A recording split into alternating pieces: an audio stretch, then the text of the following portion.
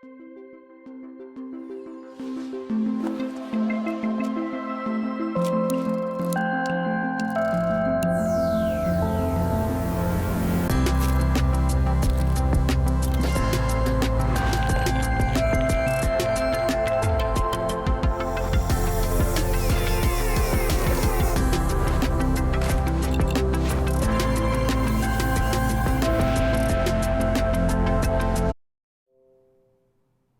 everybody, welcome back to another very exciting Getting Started. I am your host, Jesus Ramirez. Let me know how you're doing in the chat, and also let me know if you can hear me. I want to make sure that the audio is good before we get started. I see a lot of familiar faces. Hey Tim, how's it going? Thank you for helping out. We have Sean, Andreas, Mallory, Kelly, Carol, RB. Thank you so much. I see that Sean has his banana on the toolbar. That is fantastic. Awesome. In case you guys are wondering what we're talking about, why we're talking about bananas so much in the chat, is because I usually have a banana in my Photoshop toolbar. So that's just in case you are wondering. Awesome. Tim says that you can only hear Freddie talking. That's right. But yeah. Let me know in the chat where you're watching from. I'm streaming from the San Francisco Bay Area. It's a beautiful, beautiful morning, 7:30 a.m. for me. I had to get up bright and early to be here with you guys. Let me know where you're watching from and how your day is going. We have Ferry saying Banana Club here. Julia, how's it going, Julia? Thank you so much for joining us. So today is going to be a Photoshop to Illustrator getting started. So what does that mean? This is going to be a basic beginner stream for people who are familiar with Photoshop, but they want to make the jump into Adobe Illustrator. And we're going to work with several projects that are going to help you do that. And if you are familiar with Photoshop, meaning you're not a complete beginner, then you should be able to follow along with the concepts that I'm going to talk about and how you can translate those concepts into Illustrator. So we're going to talk about vectors, and we're going to talk about the appearance panel in Illustrator and how those relate to vectors in Photoshop, and something similar in Photoshop called the layer style panel. So we're going to work with those two things today. We're going to go nice and slow, have small digestible chunks so that you can follow along even if you're just getting started with Illustrator for the very first time today. So let me look at the chat. Carolyn says that she likes the shirt. I'm guessing is this Adobe Max shirt. Yeah, Adobe Max was just a couple days ago, or not days ago. What am I talking about? It's been like over a week now. It feels like it was yesterday. But Adobe Max was on the, what was that, on the 22nd, I believe, 22nd of October, if I'm not mistaken. And it's Adobe's flagship design conference, and in case you're not familiar with it, you should go back and watch the recordings. There was hundreds of recordings, hundreds of sessions where people were teaching pretty much everything about the Adobe Creative App Suite. I was teaching sessions in Photoshop, so you can check those out if you like, but all the recordings are online at max.adobe.com, max.adobe.com. I'm sure that Tim can place the link in the chat for you guys, and you can watch all the different recordings for the sessions. It was a fantastic conference, and that's where we saw all the new releases for the 2021 apps in the Creative Cloud. Cool. Oh man, we have people from all over the world watching. Thank you so much. We have Sean in Germany, Damaris in NYC. We have Susan watching from England, Kelly from the UK, Elle from Canada, Polk from Atlanta, Georgia, Bananas and Pajamas morning. Awesome. Yeah, we have so many people. Thank you so much for joining me. It's awesome being here with you guys again today. I'm going to be back again tomorrow. And on Wednesday and Thursdays, I'll be with Claudia from Print My Soul. And we're going to continue our Rework It series. That's a series where you are actually the star. You can submit your own work, your Adobe Illustrator files, your Photoshop files, or your InDesign files. And Claudia and I will work on them live to help you improve those designs. If you want to participate, let me just bring up a page. I should have had this page ready. Let me just create a new tab, and I'll type I am Claudia, and I think she has it under Rework It actually. So I am Claudia. Where does Claudia have it? I should know. I think it's iamclaudia.com/reworkit. Let me just type that up. There we go. iamclaudy.com/reworkit, and you can submit your designs by clicking on this button. And again, you can submit your Photoshop files, Illustrator files, and InDesign files to have an opportunity to be featured in the upcoming streams. Again, that's Wednesday and Thursday, and Claudia and I take your designs and we help you improve them. So make sure that you submit your work if you're interested. Awesome. And I think we might have had Ferry, who's in the chat now. I think you were part of the Rework It. Am I right, Ferry? I remember seeing your name and I remember working on one of your pieces on there. But yeah, it's pretty fun. So make sure that you submit your work. So let me make sure that we have no questions and that everything is okay in the chat.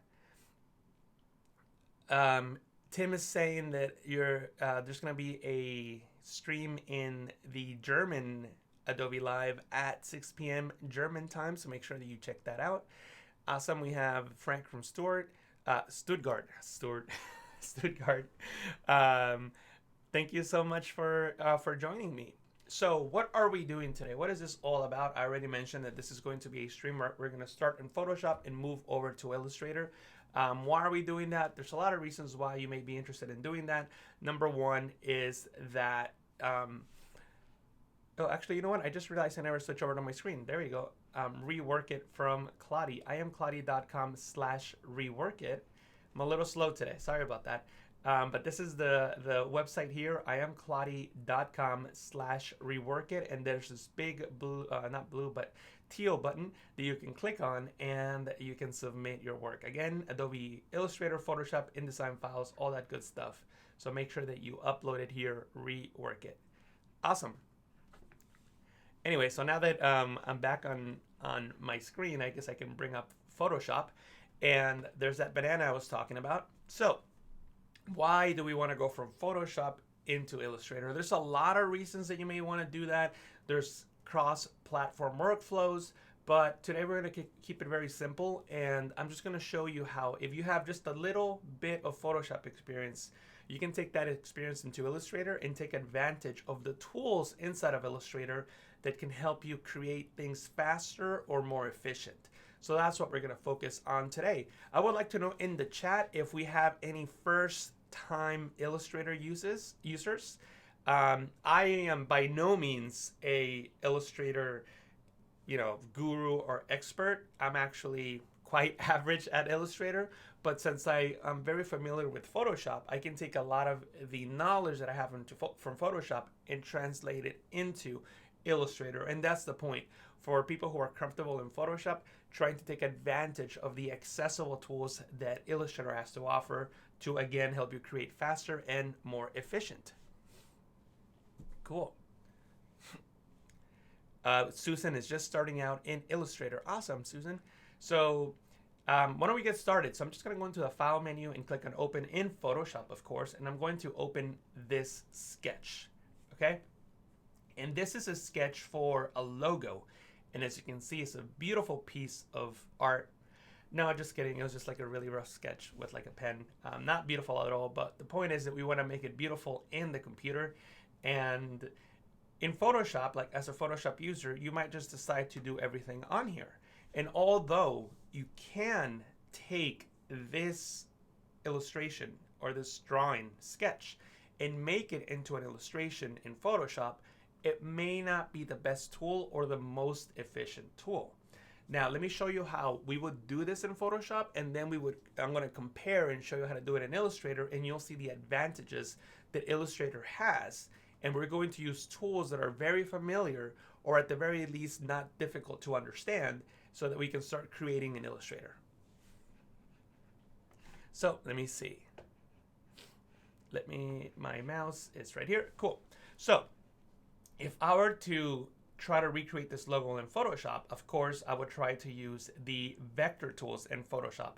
And the reason that I want to use vector tools in Photoshop is to have my logo be resolution independent. I want to create my logo using vectors and not pixels. So that's the biggest difference between Photoshop and Illustrator.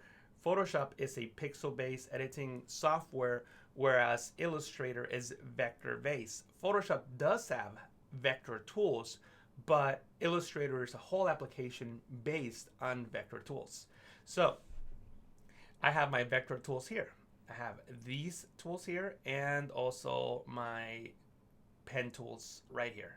So that's more or less everything that Photoshop gives us, but it can do a lot. But again, as you'll see, it'll be easier in Illustrator. So I'm going to select my ellipse tool and make sure that I have shape selected so that I can create a vector shape. And what I'm going to do now is simply click and drag to make a circle.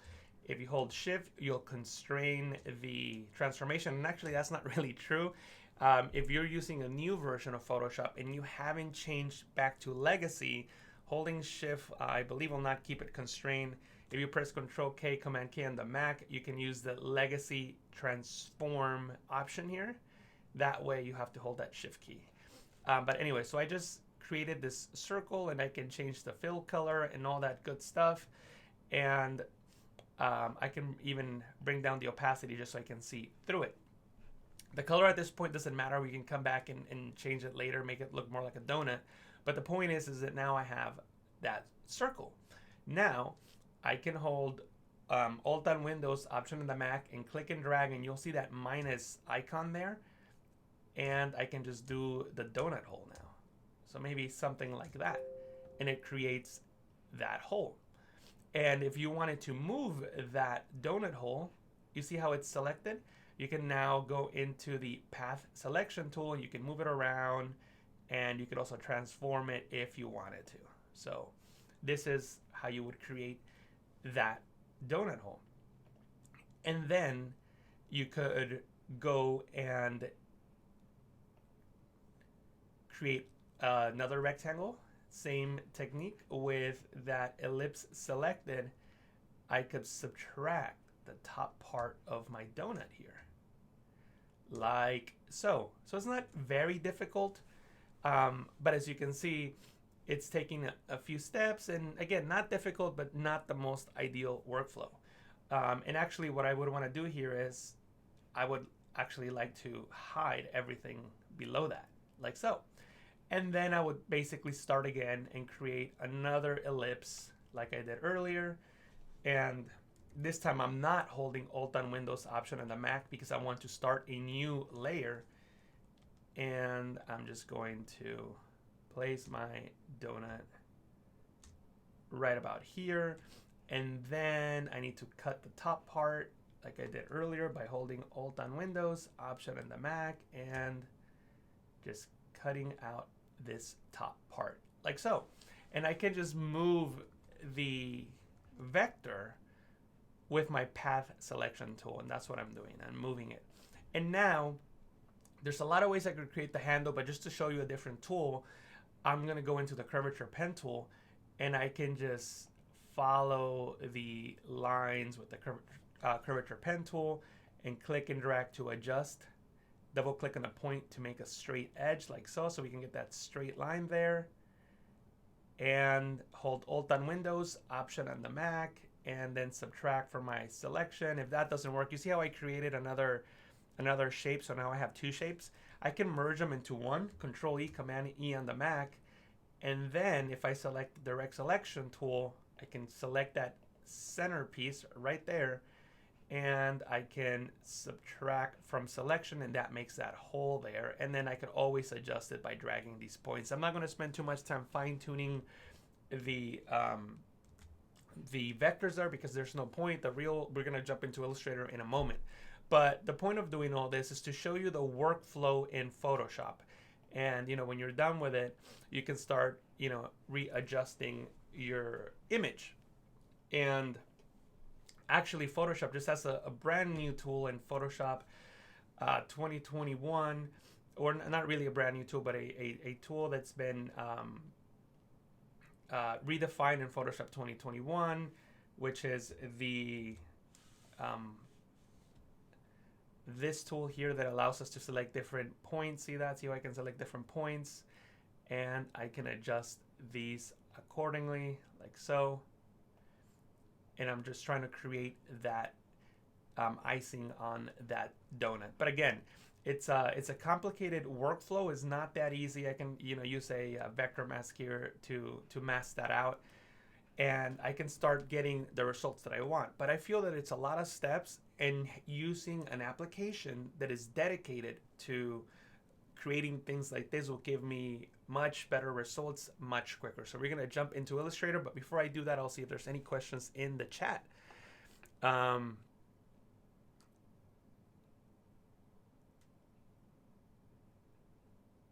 Yeah, so right now the question is, oh, is this Photoshop right now? Yes, right now it's Photoshop, and if you look on the top left here, like right above my head, like on the corner there, on that corner, you'll see that this is Photoshop. And what I'm doing now is showing you the steps in Photoshop, and we're gonna jump to Illustrator so you can compare and see the difference. Because you may, although this session is intended for people who are somewhat familiar with Photoshop and like not familiar with Illustrator at all, I still want to give you some context on what you can do in Photoshop and then the differences in Illustrator.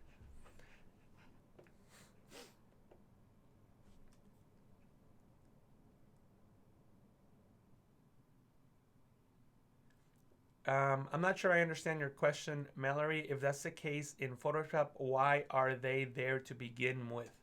Why are the tools there to begin with? Is that the question? If that's the question, it's because, well, first of all, not everyone may have access to Adobe Illustrator. You may just be a photography plan subscriber to the Creative Cloud, so you don't have access to Illustrator. Also, a lot of these tools were added way before the Creative Cloud, and you had to purchase separate different applications. Another reason is that people may not want to jump into another app because they just don't want to. They just want to stick into one app, and that's totally fine. You do need the flexibility to be able to edit these type of objects in Photoshop. The point is that if you want to, you have this whole different tool set that you can use and that works alongside Photoshop.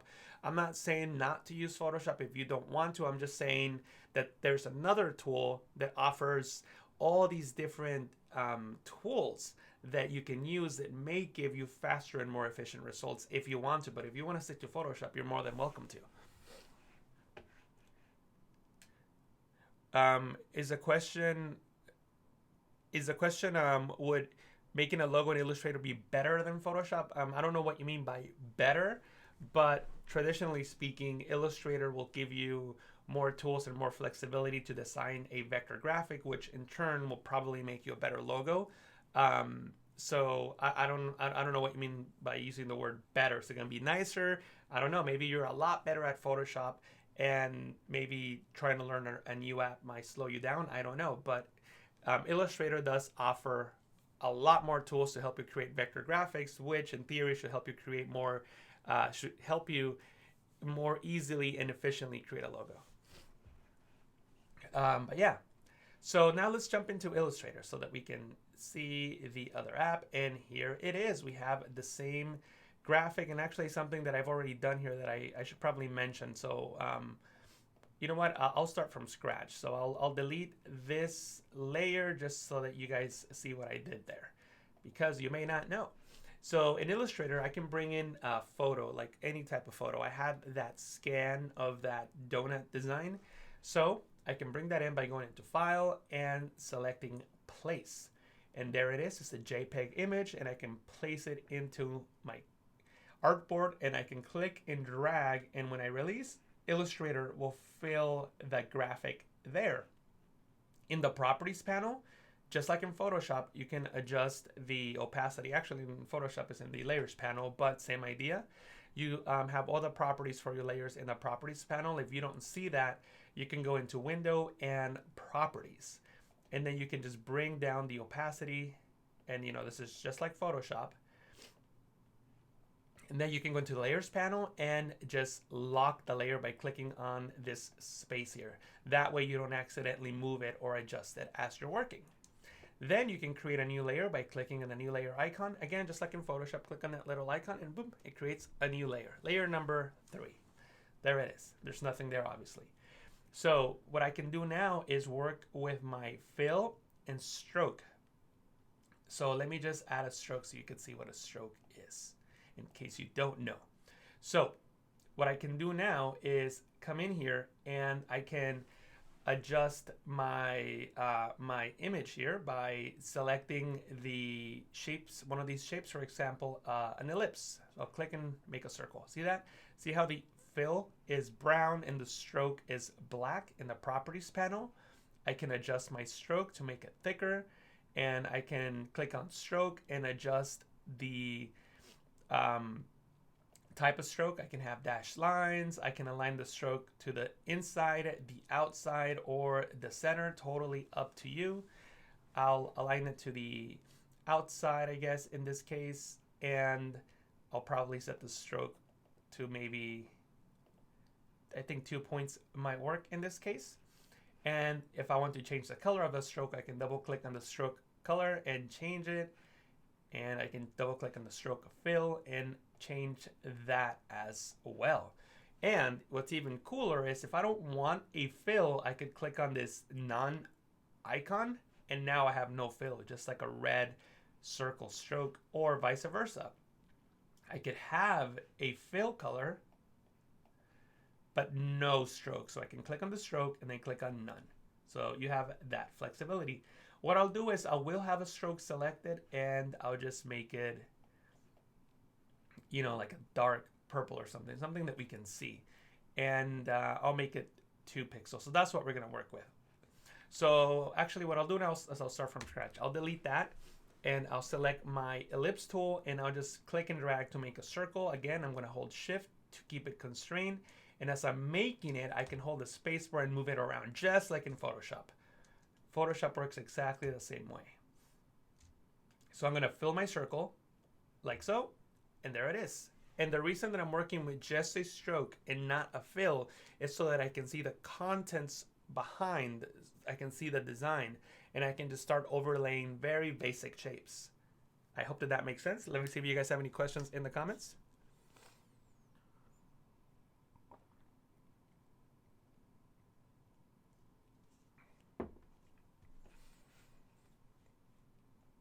Cool.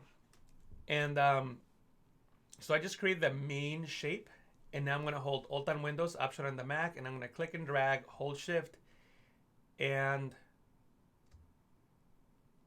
create that other centerpiece, which will be the donut hole. Then I can now create a rectangle, and I'm just going to do the rectangle that creates that cut in between the donut and the coffee cup, like so. And then I can now work on creating the glaze. So I can select the Start tool, click and drag, and I can use the up arrow keys on the keyboard to add more points, or the down arrow key on the keyboard to have less points. So totally up to you in this case. So from here, I think this might be a good number. Yeah, I think this is a good number right about here. I can release. And if I go into the white arrow tool, the direct selection tool, I can click and drag. Sorry about that. I clicked on the wrong icon. I need to click on this icon that sort of cuts the rounds, rather, the corners. So it's rounding the corners. And now I can click and drag and adjust this accordingly, like so. And I'm going to click and hold. I want to click on the Move tool. Hold Alt on Windows, Option on the Mac while holding Shift, and drag out just to make that glaze come out even more, like so. And what I'm doing is just building the basic shapes. From here, I also have access to the curvature pen tool, just like in Photoshop. So I'll try to do something similar so that you guys see how this works. Just like in Photoshop, the curvature pen tool, I can double click on the points to make these straight lines, like so. And I have this curve here, and then now I can add another set of points for the inside of the handle there. And actually, I didn't like that shape, so I'm gonna start again so that I can have something that I like. Something like that. It doesn't have to be perfect, we can adjust it, but I think that you get the idea. So we made all the basic shapes, right? We just went over them fairly quickly. There was not too much trouble. And what I can do now is click and drag with the Move tool and select them all. And then from here, I can go into the shape builder tool, and the shape builder tool allows me to either add or subtract overlapping shapes. So watch, I'm gonna hold Alt on Windows, Option on the Mac, and I'm gonna click and drag, and it's gonna highlight different areas. When I release, you see how Illustrator just cuts those away like so. And I need the donut hole here, so I'm gonna click over that so that it cuts that. And it looks like I might have had an extra point here, so I gotta figure out where that's coming from, but that's okay. That shouldn't be too difficult to fix. And then I can hold, without holding anything, I can just click and drag to add all these into one shape, like so. See that fairly quickly, I was able to generate that design, and now these are individual shapes, right? So I can select these shapes and add a fill color and press OK, and I can do the same for the other areas. It looks like I missed part of, looks like I didn't pay attention to how I was creating this this area here, but let me see if I just fill it with a different color. Yeah, it fills it right in, and it looks like I'm just gonna have to just manually adjust these if I really want them to match. So I can select these two, actually these 4 points, and I'm using the direct selection tool, and then just move these accordingly so that they match, obviously. But you get the idea. And I'm not happy with, to be frank with you, I'm not happy with the way that I generated some of these. So I'm just going to just move them around accordingly so that they match a bit better. Just because I was just a little unhappy with how some of these points were generated. But anyway, I'll double click on the, see, I'm in, just like in Photoshop, you can double click on the hand tool and fit the image to screen. And then I can select my coffee cup here, and I can give it whatever color I want, maybe a blue color. But let me see in the comments if there's any questions.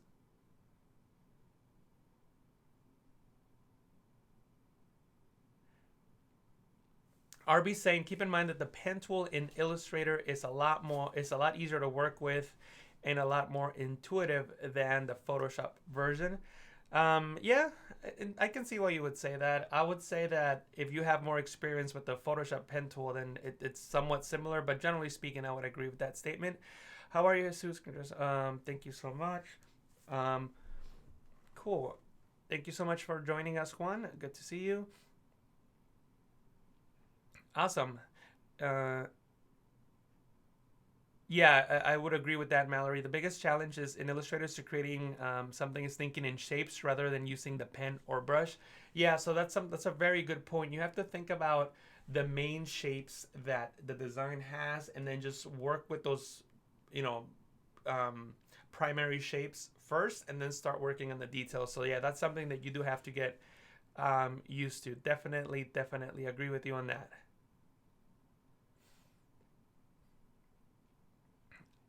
Awesome. So yeah, so this is something that you can do, and if you wanted to, I'm trying to think if it might be better to start with the next example and then come back to this, because I want to start adding more detail to this, but I think that after the next example, it might be worth coming back here and showing you guys how to do that with this design. So why don't we put this on pause, and I'll even save it just in case I accidentally close it, and I'll call it just logo, and we'll come back to that if need be. So we're gonna jump back into Photoshop, and as you can see, this is the design that we did in Photoshop, and it's virtually the same design, but as you saw in Illustrator, I think it was easier to create, and it just feels a lot more cleaner than in Photoshop. Let me know your thoughts in the comments. That you think that doing it in Photoshop was easier, was the same, or doing it in Illustrator was easier, better. So hopefully you saw the power of just creating these shapes in Illustrator and then joining them fairly easy. And by the way, if something I should mention now before we come back to it is, if you are working on a design that you want the design to be in Photoshop, you can still work on it in Illustrator. And then you have the libraries panel, and you can just drag something from your libraries panel into from your canvas into the libraries panel, and there it is, artwork 1. And in Photoshop, I should be able to see it in my libraries panel. There it is. So I could, let me just hide these layers. I could just bring that into Photoshop, scale it up like so, and I can work with, you know, whatever design I'm working with in Photoshop. So maybe this is going to go on a shirt, on a cup, on a website, whatever it is, whatever design you're working in Photoshop, you can bring it right back. So it's not like you're stuck in Illustrator when you're done. You always have the capability of coming back into Photoshop and continue working. Now in Photoshop, this is a cloud document, sort of like a smart object. So if you wanted to edit it and double click on it, when you do, it will bring up Illustrator, and you can make your change in Illustrator. So let me make my change in Illustrator and close it, save it, and if I go back into Photoshop, it should change as it did there. You saw that? So you do have that cross-platform workflow available to you. So if you're afraid of going into Illustrator and not coming back into Photoshop, or not having the capability to come back, don't worry, the capability is there, as you just saw. Let me see what people are saying about the that's a jazzy hole in the handle. Yeah, it definitely is. I didn't spend too much time on that, but you definitely want to spend time in your designs. Let me see.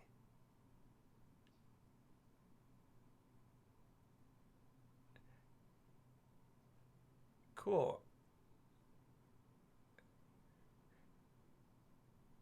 All right, just making sure that there's no comment or no questions. Awesome. So it looks like I would say most people, if not all, think that it's easier and cleaner in Illustrator. And yeah, I mean, clearly I agree, since I'm the ones showing you this. So yeah, and then you have the Creative Cloud cross app workflow just by dragging your file in there and then being able to edit it in Illustrator again if you need to. So let's move on into something else. So in Photoshop, we have these, oopsie daisy, I didn't mean to do that. Let me just rotate my canvas so it's horizontal. So in Photoshop, we have these really, really cool things called layer styles. So I'll just make, you know, I didn't mean to type that. I know that's lorem ipsum, but there we go, AI. And right now I'm trying to do a lowercase I, but I can't do that.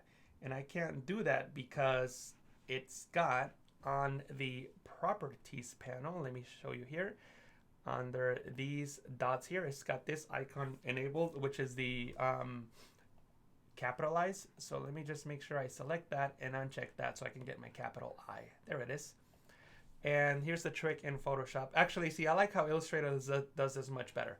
So in Photoshop, if I want to align everything to my canvas, see how, you know, when I have the move tool selected, these buttons are disabled, so I can't center this into my canvas. The trick is you gotta press Control A, Command A on the Mac to make a selection around the canvas, and then you can click on this icon and that icon to center it to the canvas. Unfortunately, for Photoshop, Illustrator does it much better. I wish Photoshop did it this way. In Illustrator, if you have, and let me just open up a new document. If you have basically the same thing, let me just get my text black here. If you had basically the same thing, and I can make this larger, like so. In the properties panel, you have these alignment icons, same ones as in Photoshop, but if you click on them, it automatically centers it to the canvas, which I think is much better. You don't have to press Control A on Windows, Command A on the Mac like you do in Photoshop. So let me know in the chat if you think the way that Illustrator does it is better, because I think it's better.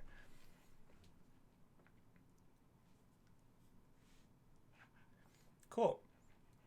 So what I was going to talk about is in Photoshop, we have these things called layer styles. So we have our layer selected and we can double click to the side of it. And that brings up the layer style window. And from the layer style window, there's so many things that we can do. And let me just move this to the side. And actually, here's another trick for you guys in Photoshop. You see how in Photoshop I'm able to like move things around like in Illustrator? You know how in Illustrator, again, you might not know because it's a beginner class, but in Illustrator, you can basically move the canvas like way out here if you wanted to, right? In Photoshop, you can't do that by default. You have to tell it to do that. And you can do so by pressing Control K on Windows, Command K on the Mac. And under Tools, we have this option called Overscroll, which is off by default. So if you never enabled it, you can't really do that. You can, you can select the Move tool and you can click and drag and you can move this around. You can move this around. You can't move this around. So you do have to enable the Overscroll. See that? I can't move it. No matter how much I try, I can't move it. So if you press Control K on Windows, Command K on the Mac, and you go into the Tools option and enable Overscroll, which is off by default, then you'll be able to move that and place it anywhere you want, just like you can with Illustrator. So I know that that's one of the frustrating things that Illustrator users have when they move over into Photoshop. So that's how you would get that capability. But anyway, the reason I wanted to do that is so that I can move my text to the left, and when I double click to the side of the layer to bring up my layer style window, the layer style window doesn't cover the text, so I can see what I'm doing. So that's the advantage of having this capability. And actually, it looks like I forgot to disable my phone. Let me disable that. Sorry about that. So what I'm going to do now is show you guys what layer styles are. In Photoshop, you just have these layers that you can apply to other layers so that you can create an effect. The easiest way to do that is to click on this styles window or tab rather, and you can just click and Photoshop will apply layer styles that will create an effect. Let me just click on this FX icon and just reset to default list, and it just resets everything and you get all the layer styles.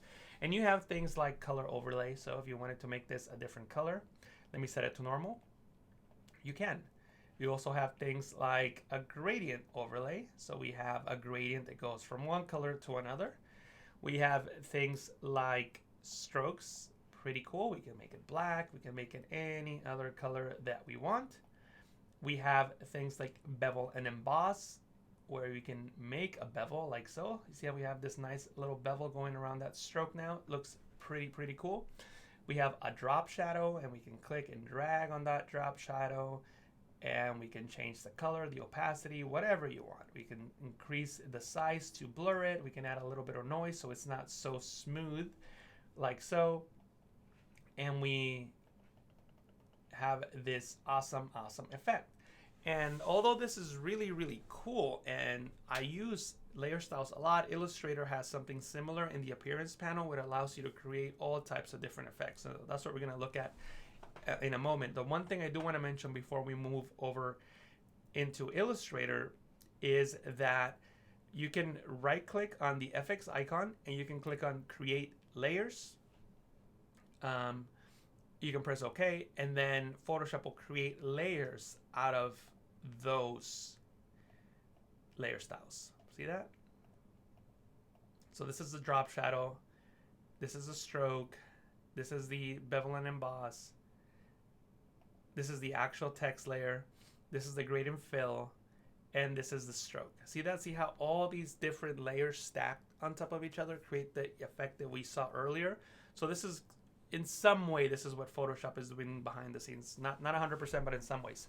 So I think that this is something that you should definitely keep in mind, that you can make things into layers so that you can work on things more efficiently.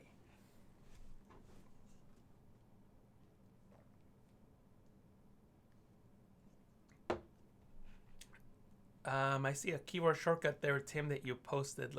Control A for, oh, so that way, wait, what was the question? Oh, is that the align to, okay.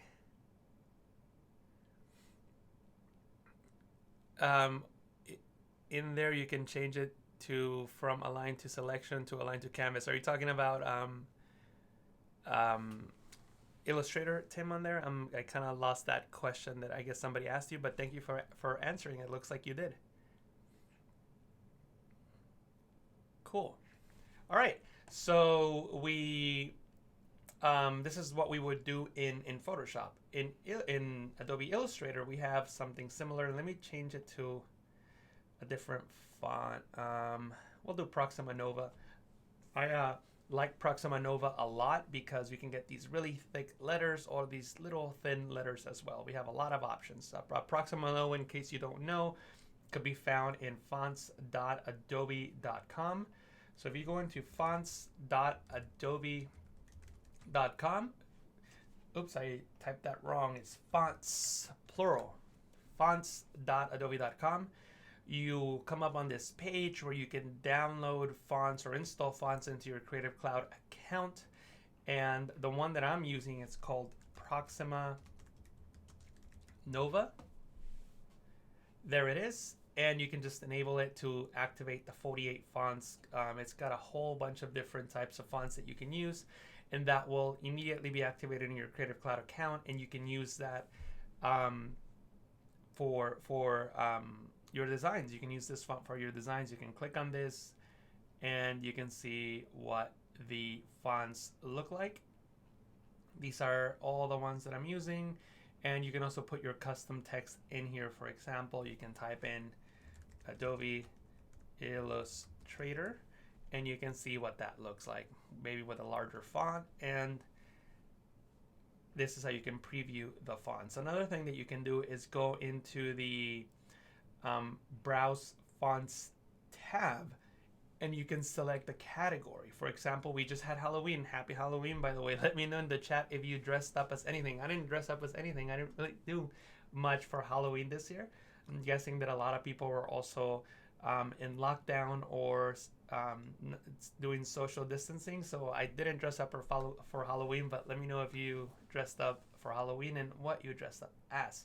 But anyway, you can select a category, and then you can look at the different fonts, and then you can activate the fonts so that you can use in Photoshop, Illustrator, and the other Creative Cloud apps. So super, super cool service. Make sure that you take advantage of it. If you're a Creative Cloud user, you should have access to the Adobe fonts here. Now, I'm not sure, and maybe Tim in the chat might know, but something I'm not 100% sure is if you're a member of the photography plan, I'm not sure if you get access to all the fonts, but I will not make that statement.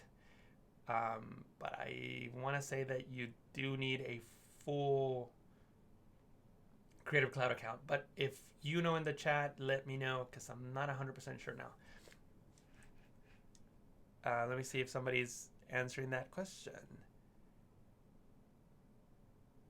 Cool, I'm sure we'll get an answer soon. But anyway, so Adobe Fonts, that's where you can find Proxima Nova, which is the font that I'm using. And so what was I talking about earlier? I was talking about layer styles. Well, what about layer styles? Well, in Illustrator, we have this super cool thing called the Appearance panel. You can click on Window and Appearance, and it comes up. And this thing allows you to add a fill. So I'm going to add a new fill. See that? I can add a new fill. So I can make a fill that is a certain color, or I could add a stroke, and I could add a stroke that's any color. And you might be thinking, well, that's cool, but like, what's cool about that? Well, you can get really, really creative with this, because you can add a fill, and on top of that fill, you might want to say, oh, you know what? I think I'll add, like a black and white gradient, and then you can come into the gradient tool and you can adjust that gradient like so, or you can click and drag. And actually like this a lot. You can click and drag to determine how the gradient is going to be applied, and you can interact with these sliders to control how that gradient is applied to your text, like so. And the cool thing is that you can also apply effects. You see here where this FX icon is? We can now apply effects to our text. So we can go into the either Illustrator effects or the Photoshop effects. So we have all these different types of effects that you can apply, just like you have in Photoshop. So if you go through, if you're a Photoshop user and you go through this list, you can actually see a lot. I mean, actually, all of these are Photoshop effects that you're going to recognize if you're familiar with the filter drop down in Photoshop. And, for example, we can go into this color halftone effect, press OK, and now we have that halftone effect here in Illustrator. And the cool thing is that this is almost like a layer. So we can change the opacity, but the opacity has also a blending mode drop down like in Photoshop. So you can change the blending mode if you wanted to. So you can do so many different things with this effect. And I'm actually changing the blending mode of the stroke, which is why you couldn't really see anything happen. But if I go into this fill effect opacity option, I can make adjustments here accordingly, and I can, sort of blend that in with the layer below. So it's a super, super cool effect that I think you should, or not effect, a super cool feature that I think you should take advantage of. It gives you a lot of flexibility, and it's just a really, really cool way of working. So make sure that you check it out. You can also click and drag these effects and place them elsewhere. See how I just move the fill down? I can put the fill down below the stroke, or I can place it even below my actual fill layer.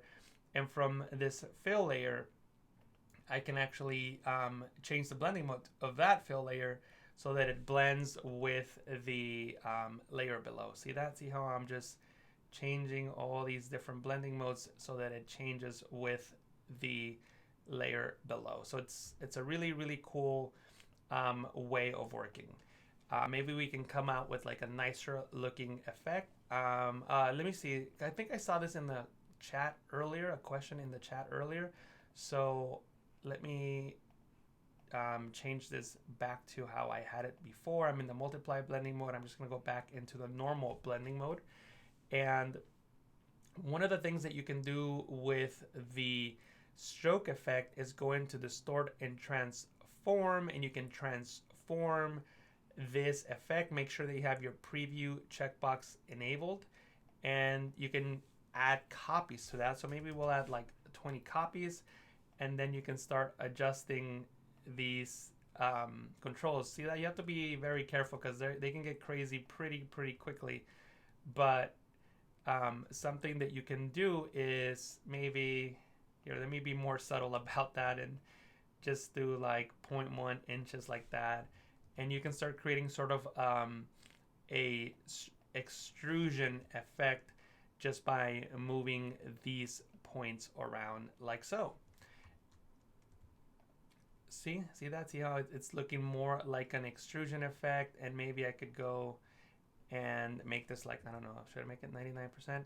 Something like that. So you can start creating really cool and funky effects just using this technique. If you click on these little dots here, these icons here, it changes the position of that. And something I could do to make it look even better is change the position. So the stroke is on top of the fill. I'm going to bring that down below the fill. See that? So that was probably why it wasn't looking good to your eye. So layer stack, or not layer, but appearance stacking matters. Just like a layer, the one on top covers the one at the bottom. So what I was doing here is I was working with the stroke that was on top. So when I was making my adjustments, it wasn't so clear as to what was happening, because in reality, I wanted the stroke to be below my fill layer so I can create that extrusion effect. So let me go back into my transform option here, and I'm using the up and down arrow keys. See how I'm just using the up and down arrow keys for this? So now it's starting to look more like a extrusion, like you see here. And I can press OK. And also, this is a fill, but I could easily make that into a gradient. See that? See how this is a gradient now? See that? I have all these options. I even can add that this type of pattern effect there. So there's so many options. And the cool thing is that I can keep stacking more stuff on top of this. So I could add, like another stroke on top of that. Let me just add a new stroke that I added a new stroke, and it actually duplicated the one that I had previously. So I can change this stroke to something else. See how this is just now a regular fill like so, and I can just adjust this accordingly. So you can start getting like a layer style. You can start getting really creative. But I think that the advantage that this has is that you could also apply the Illustrator filters and the Photoshop filters. So you sort of have both. And maybe I could do one more. Maybe I could select my fill. I can maybe duplicate that and bring that to the bottom, and I can make this, I don't know, we'll make this black, and we can apply an effect. We can go into, let's see what effect will be good here. We can go into maybe like an outer glow, and we have now this nice little looking shadow effect. See, that's maybe I'll change the blending mode to multiply, and I can increase the opacity, and I can increase the blur, but you can see that how now I'm adding that nice little shadow in there. Again, you can spend all day playing around with these. The point that I'm trying to drive home is that in reality, the easiest way I can simplify it is you have two options, a fill or a stroke, and then you can apply a color, a gradient, or a pattern to that fill or stroke. And if you want to, you can add a filter or an effect to that fill or stroke. So the possibilities are pretty much endless. There's so much you can do.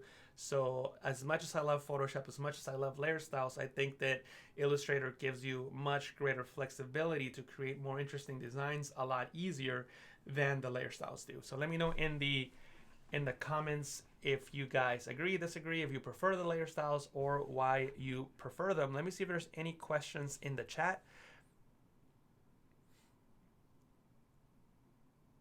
Okay, cool. Thank you so much for answering that, Tim. Adobe Fonts is now part of all Creative Cloud plans, including single plans and the popular photography plan. So that's fantastic news, because if I'm not mistaken, that's not how it always was. But it doesn't matter. That's how it is now. So if you are a paying member of the Creative Cloud, even the photography plan, then you have access to Adobe Fonts, which is great because you can work with all these amazing fonts. Cool. Let me see if there's any other comments. Awesome. We have Bruno from Mozambique, Africa. Super, super cool. I haven't been to Mozambique, but I would love to. I've only been to Togo, Africa. That's the only African country I've been to so far. Shout outs to anyone from Lome, Togo, if anybody's watching from there. Cool. Awesome. It looks like summer's just rolling in New Zealand. How's it going, Steve? Good to see you. Cool. Awesome. So yeah, so this is something else that I should mention. We're talking about Adobe services that people should take advantage of, and I feel that there's one service that I rarely see people talking about, and I'm very curious to know if you use this service or if you don't, or if you didn't even know about it. But if you are a Creative Cloud member, you have access to portfolio.adobe.com. You guys familiar with that? Portfolio.adobe.com.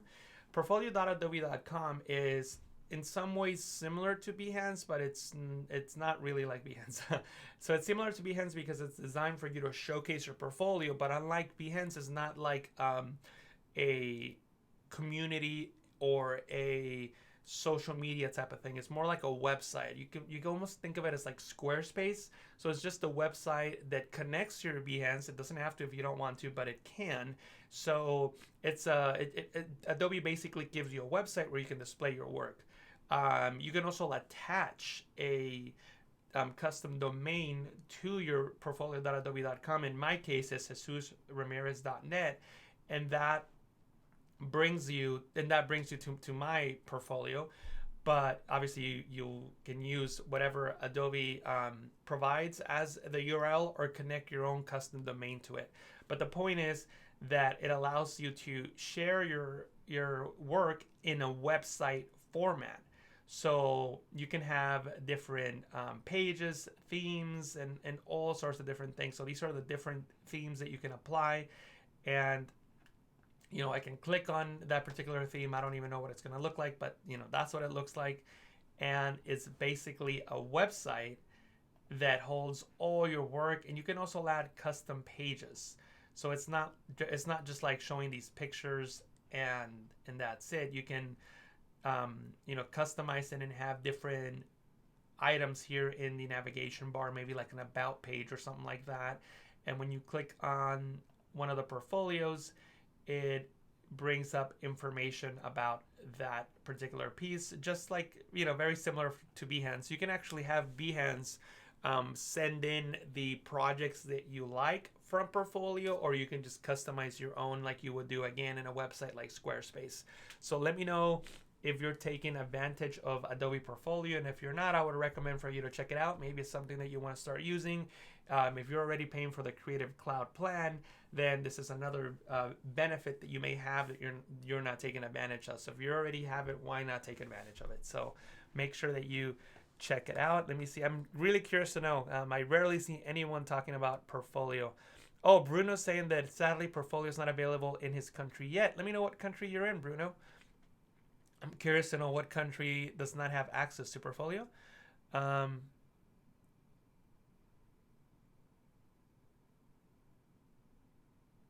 just started using Portfolio. Cool. Yeah, I forgot about Portfolio. I use it. Awesome. So it looks actually a lot of people, more people than I expected are using it. So that's great. And thank you so much, Tim, for mentioning that Adobe Portfolio is also included in Adobe Creative Cloud All Apps, Single App, and Photography Plan. So if you're a paying member of the Creative Cloud, you definitely have access to Adobe Portfolio. So make sure that you check it out. Thank you so much for joining us, Michelle. We'll see you again later. And by the way, I haven't mentioned tomorrow yet. So tomorrow I'm going to be back for another Getting Started. But tomorrow's Getting Started will be on Adobe Premiere. And what I'm going to do is I'm going to show you how to take your Photoshop layers from your Photoshop file, which contain layers, and take them into Premiere so that you can work with those Photoshop layers in Premiere. And that'll be tomorrow. So if you can't stay to the end, make sure that you come back tomorrow to learn about Photoshop and Adobe Premiere. Okay, so in Mozambique, it looks like Mozambique does not have the portfolio. So yeah, so make sure that you have access to it to check it out. Cool. So once again, that was portfolio.adobe.com, and Tim in the chat has pasted a live link that you can click on and go onto this page. And actually what I'm going to do is I'm going to open an incognito window so I'm not logged into my Creative Cloud, so that you can see the marketing copy and what Adobe's saying about this service. So it's basically a service that allows you to showcase your work, a collection of your work. It has welcome pages and all that fun stuff. It has a lot of different themes that you can use, so you can customize it any way that you want. The closest thing that I can describe it to is Squarespace or a service like that. If you have a better way of describing it, then let me know in the chat. But yeah, this is basically what Adobe Portfolio is, and it's free if you're a paying member of the Creative Cloud. So another awesome service that is available for you from Adobe for if you're a Creative Cloud member. Awesome. Cool. So let's get back into designing. So like I said, there's so many different things that you can do with Adobe Illustrator. Everything remains editable. It's all vector-based, except if you're using the pixel filters, which are the Photoshop filters. And you can always come back and make adjustments. You can change the, you can see how I'm just adding all these different effects on top of my current design.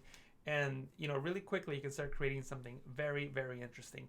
I saw a question in the chat, which was, let me go back and make sure I read correctly, because I don't want to start talking about something that wasn't really a question. First of all, this question that I just saw, is there going to be something like this on Adobe Animate? I'm not sure if there is anything on the schedule, but I wouldn't be surprised if something comes up soon there, Andrea. Cool.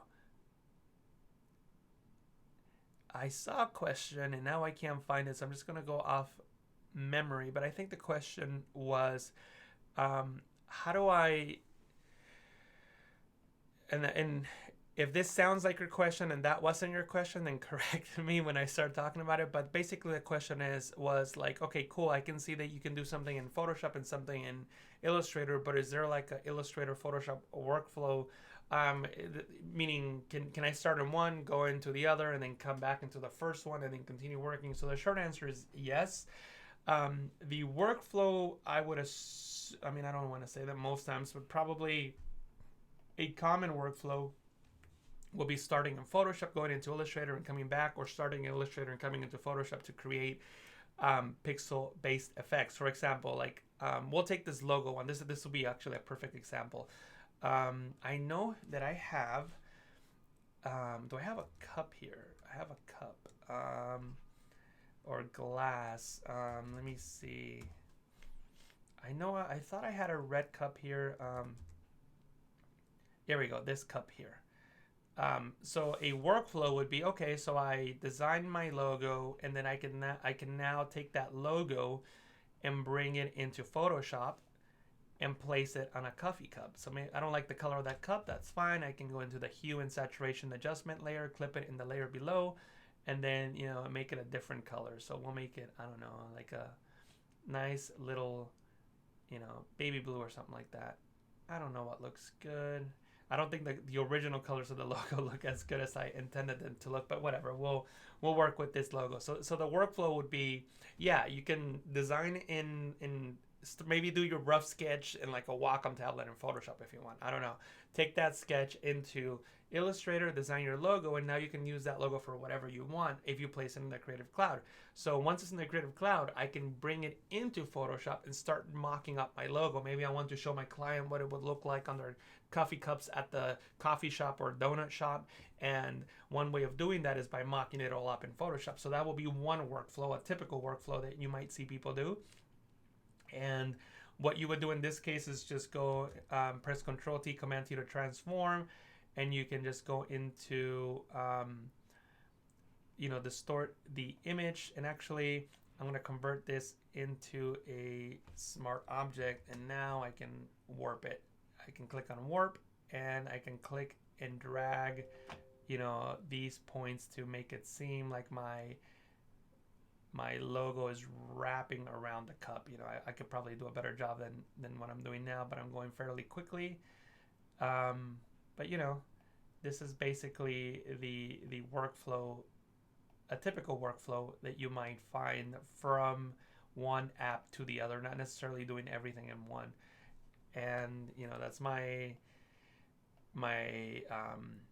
result there, and I can try and see if a blending mode will do a better job. In this case, instead of a blending mode, what I will do is probably just take actually it's a solid color, so it's not going to look as cool, but one of the things that I was going to suggest is to make a selection of the cup there. Control J, Command J on the Mac, drag that up above everything else.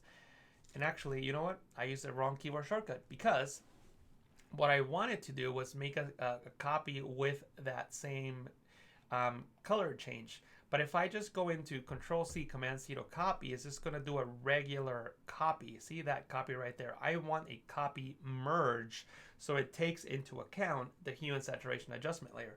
So now when I paste, I have just that piece. And what I can do here is just do something like luminosity. Oops, wrong layer. Something like luminosity. Actually, you know what? Never mind. Screen would probably work better. And I really didn't need the color, so I'm going to do Control Shift U to desaturate, image adjustment, levels, and then just, you know, change the levels. Press OK. And did I accidentally change the color of this layer? Why? I think this is super weird. See how, oh, I changed the blending mode of the wrong layer. There we go. So basically what I'm doing here is just adding those highlights, but since the color in the background is pretty much the same, it's not going to make a huge difference. But you can tell that if I start moving the layer, you can see how there's different shadows and highlights. So that's what I was trying to do. And now, and I feel like I just confused you guys by doing that too quickly. So I'll start again just because I want to make sure that you understand. So basically what I did is just made a selection of the areas that have the shadows and highlights. And again, this is not the best example because the shadows are on top and the bottom part's pretty much all the same. But you can go into edit, copy, merge. It really doesn't matter because I'm going to desaturate it anyway. I'm going to paste that there, and I can change the blending mode to screen. Control Shift U desaturates, Command Shift U on the Mac, and I can clip it to the layer below. Control Alt G, Command Option G, and then just adjust the opacity accordingly, and then go into Image, Adjustment, Levels, and adjust the levels to make sure that it doesn't make it too bright. But you can see here on the top part of the donut, I still have that reflection. See that reflection right up here? So that's basically why I did all of that. I hope that made sense. Yeah, thank you, Ferry. My blend, the logo had a different blending mode. That's right. That's where I made that mistake. Yeah, watching people figure out what they did wrong does help. Um, you know, helps you learn because we all make mistakes. So I was like, wait, why did that turn blue? Like, what did I do wrong? And yes, I had as Ferry mentioned, I had the blending mode selected, the wrong the wrong layer with the wrong blending mode. That's right. Cool. Yeah, so that's one of the workflows that you can do with going from one app with the other. And by the way, you can do the same thing with the, that's a horrible pattern there. So let me just change that to what I had it before. But you can do the same thing with something like this. You could take this into the libraries panel, just drop it in there and press OK. And oh wait, did it just do the whole? Did it only do the text? Let me see. I think I might have done that. Yeah, I think it did that. Yep, it just did that. See, like in this case, I'm not even sure how I would get it in there. Maybe somebody in the chat knows, because as I mentioned earlier, I am not an Illustrator user. I could have sworn you could take that layer and just drop it into the layers or into the Creative Cloud. Yep. For some reason, it's just creating the only basic appearances are supported in the text. And yeah, I don't want to do a basic appearance. I just want to do the actual design. So let me see. You guys wanted to talk about figuring things out. Here we go. We're figuring things out. Okay, there you go. So so it looks like the default way that the Creative Cloud takes a text layer is by trying to make it into an actual text in the libraries panel, which is why it's placing it down here. See, it's just a regular text. But if I wanted the actual graphic, what I had to do is click on this plus icon and then select what I wanted, which was the graphic. And the only reason I was able to figure that out is actually the whole point of this session. That if you're a Photoshop user and you know it somewhat well, you don't necessarily need to, you can figure things out in Illustrator, which is what just happened to me. I was like, wait, why isn't this working? Well, and then my initial reaction was, okay, if this wasn't working in Photoshop, what would I do? And that's exactly what I did, because in Photoshop, if you're in the libraries panel like I am here, and I try to drag something in, and it doesn't give me the result that I want, guess what I have here? I have this little plus icon. See that? Same little plus icon. It has different options, but it gives me that graphic option. So I was troubleshooting my mistake or my lack of knowledge in Illustrator, or the default settings of Illustrator, by thinking, if this happened in Photoshop, what would I do? So that's kind of how I troubleshoot that situation that I had. But basically, now that I was able to figure that out, I can click and drag my text into Photoshop, and I can work with it in Photoshop. And in Photoshop, I can do anything I want to it. Maybe I was gonna say I have my Wacom. Oh yeah, here it is. I have my Wacom pen here, and if I wanted to, maybe now I can. Obviously this is gonna look terrible, but if I wanted to, I could start adding like. Oops, that was the wrong brush.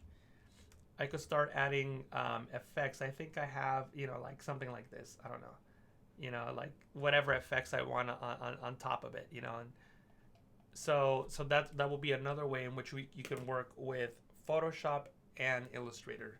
Start your design in Illustrator and finish it off with details like this that are probably more difficult to do in Illustrator, or if you don't have this particular brush or something that you created in Photoshop that you want to apply it to your design.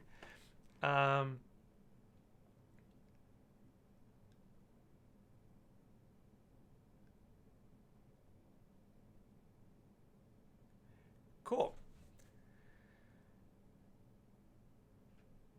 Yeah, Demaris, thanks so much. You answered my question, which is what I was talking about earlier. If you right click in the libraries and add select graphic, yes, that was the answer. Thank you so much for replying. Cool. How much time do we have? We have about 15 minutes. So let me. Kelly said brushes are so much better in Photoshop than AI. You know what? Define better. I always feel so hesitant when I read things like that, or like what is better, or I think this is better. So I would agree with that if you're painting, like if you're like almost if you're doing the kind of work that you would do on fresco, then I would agree with that. But there are some pretty cool Illustrator brushes that I'm not so sure that you would be able to do the same thing in Photoshop. So if you're expecting them to work like in Fresco, then yes, I can see why you would say that they're better. But I think that they're good for what they do. So again, if you go into brushes, and I don't know, I'm just going to have my, oops, that was not it. I needed to do I see, like, and this is the thing, like I'm glad like all these like little things are happening, because I really wanted to point out that I'm not like extremely good at Illustrator. I can figure out what I want to do, and mainly because I have that Photoshop knowledge. So like I keep coming back to the same thread. If you're familiar with one app, in this case Photoshop, a lot of Adobe apps have similarities that you can take advantage of those tools. So in this case, I painted something with the brush tool, because in my mind I'm thinking, oh, Photoshop, I can go and paint with the brush tool or with whatever tool I selected. But then I had to switch over to just do a path so that I could do my brush. So this is what I think you were talking about in the comments, where if you're expecting it to work like Photoshop, or you just paint and, oh, that's my my brush, then yeah, it's going to be totally different, and it's not going to be what you're expecting. So it's not going to give you the result that you want. But if you want to do something like this in Photoshop with a brush, it's going to be very difficult, like maybe even impossible to have like different ends like you have here. So is it better? Is it worse? See, like for example, a seam like this in Photoshop with a brush would be impossible. So is it better? Is it worse? Well, depends on what you mean by better and what you're trying to do. So I do see the advantages of using brushes in Illustrator and the different things that you can do that are super, super cool. And you can also create your own brushes in Illustrator and create things like this that in Photoshop you just can't do. However, if you are painting like you would in Fresco, then in that case, then yes, the brushes in Photoshop would be quote unquote better. So that's how I would see it. It depends on what you're doing.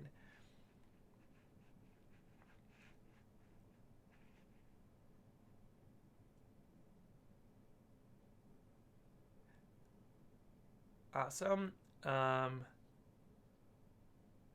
Cool. Do we Oh, that's a very good question, Jessica. Did anyone attend Adobe Max or watch the replays? Are any recommendations to watch? So yeah, let us know in the comments who you recommend to watch on Adobe Max. I didn't see too many sessions this year, unfortunately. I'm planning to catch up on some replays, but Claudia from Print My Soul, I would recommend. Mark Heaps, I would recommend. He always has a great session actually in Illustrator. Every year he's done one, and they're usually pretty good. I would also recommend. Let me see. Yeah, if you're into InDesign, my friend Dave Clayton, I believe, did a session in InDesign that was pretty good. Um, but yeah, those are the people that I. Oh, if you're interested in Photoshop, watch my friend Lisa Carney. She also had a really good one. But yeah, I think those are the only ones that I saw. I didn't see too many, but let me know in the chat if you saw any any Adobe Max speakers and which ones that you enjoy. Awesome. So let me see how much time we have. We have a little under 10 minutes, and let me see what else. I actually went through everything I wanted to show you so quickly that I thought I was going to need more. There's actually, because I had 3 things prepared, but now we don't have time to finish the third one, and I don't want to get started since tomorrow we're going to work with Premiere. So what I will do is now I would continue, like I said earlier that I would anyway, is that you can come back and just start making adjustments to the different pieces of your logo. For example, which is what I was going to talk about, the appearance panel.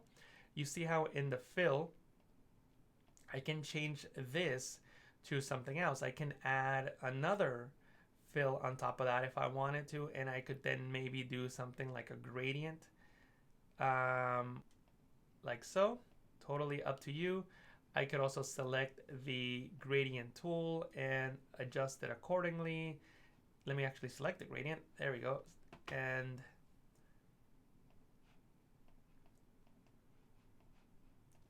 we have all these different options. Patterns, all that good stuff. You know what? I'm thinking that I might have.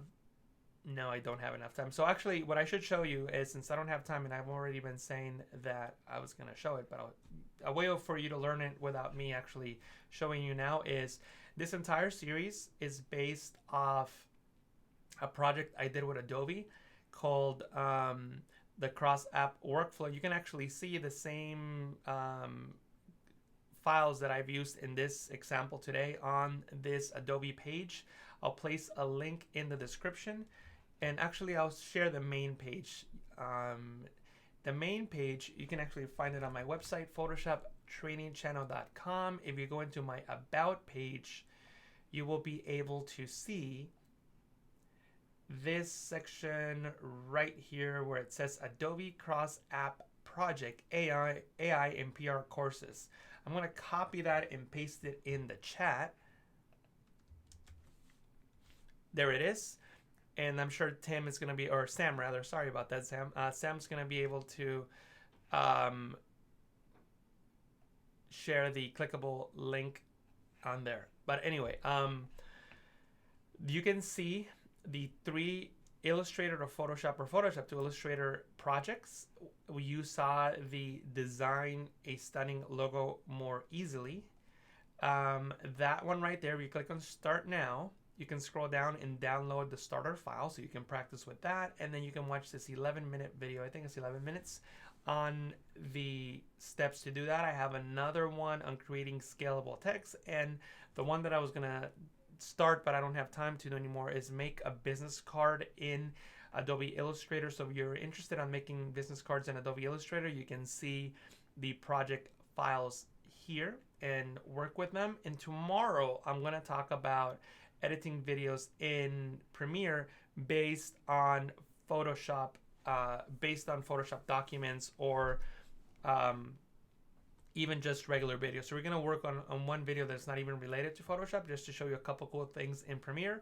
And then I'm going to show you how to take your Photoshop files and animate them. So that's what we're going to talk about tomorrow. And these are short videos. They're basically like a quick, 5 to 7, and I think the longest one is 11 minutes videos that just show you step by step really quickly how you can get started. But watching the stream, we can get more in depth, and you can ask questions and I can answer them on the fly. So make sure that you check those out.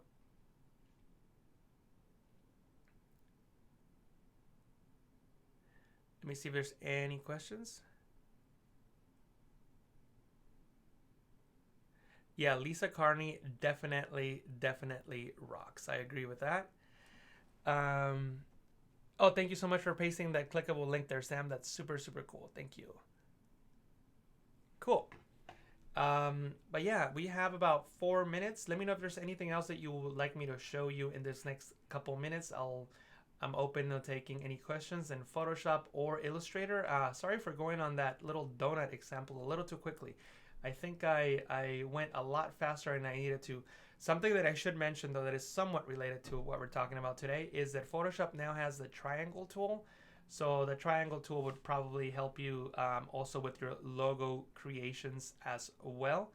And you know, you can use this triangle tool to create things like that. So as you notice, I don't have my triangle tool inside of my toolbar. Mine is hanging out right outside here. So, and then we have the content aware tracing tool.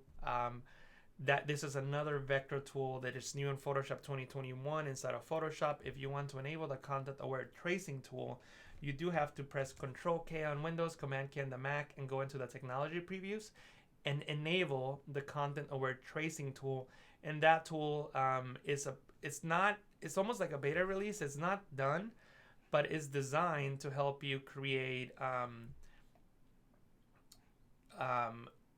vectors across an image. See that? See how it's creating those lines when I click? See how it just followed that edge? See that? And it created that vector. This is what this tool is designed to do, and I should probably use the path feature, not the shape, and then just follow along the edges of anything that I'm trying to select, like so. See how it's just finding those edges and it's just creating those lines.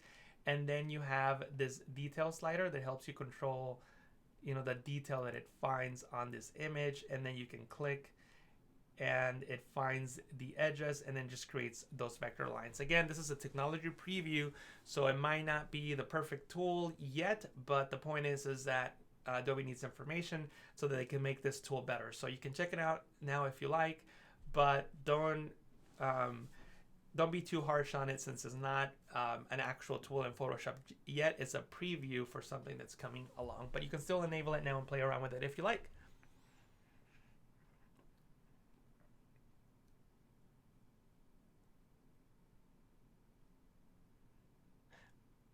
Let me see if there's any other questions. How do you get the banana on screen? You can go into the edit toolbar button, hold shift and click on done, and it shows up on your screen. Holding shift and clicking on done on that 3-dot icon when you press OK. Let me see if there's any other questions.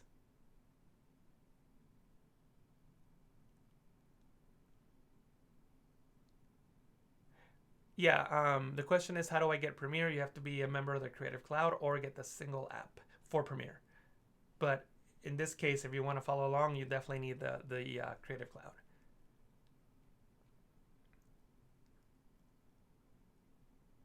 Cool. Can't find it. I'm not sure what you mean by can't. Where will it be in the toolbar? Okay, so I don't know what you're talking about exactly because I talked about different things. But so if you click on the 3-dot icon, make sure you see how I have these extra tools here. I can actually drag these in here in my toolbar if I wanted to, and they'll be part of the actual toolbar. Since I have it under extra tools, when I click on the 3-dot icon, they'll be right here on the side. If you're talking about the banana tool, when you're in this window, you can hold shift, click on done, and when you select any other tool, you'll see the banana there. So I'm not sure exactly what your question was there, Andrea. The special tool. Okay, so to enable the content aware tracing tool, you need to press Control K on Windows, Command K on the Mac, and then go into technology previews and make sure that you enable the content aware tracing tool. See that? So make sure that that's enabled. Oh, and you have to, something I should mention, you need to restart Photoshop. So if you enable that, then restart Photoshop, and then when you come back in, you should see it in either here or nested in the pen tool drop down here. So I'm not exactly sure how it will appear on default for you, but check here. If it's not there, then click on the three dot icon or the banana, depending on what you have, and you should be able to see it here. And if you still don't see it, go into edit toolbar and make sure that you it's not hiding anywhere else. But you do need to enable it. Control K, Command K on the Mac again, technology previews, and enable content aware tracing tool, and restart Photoshop.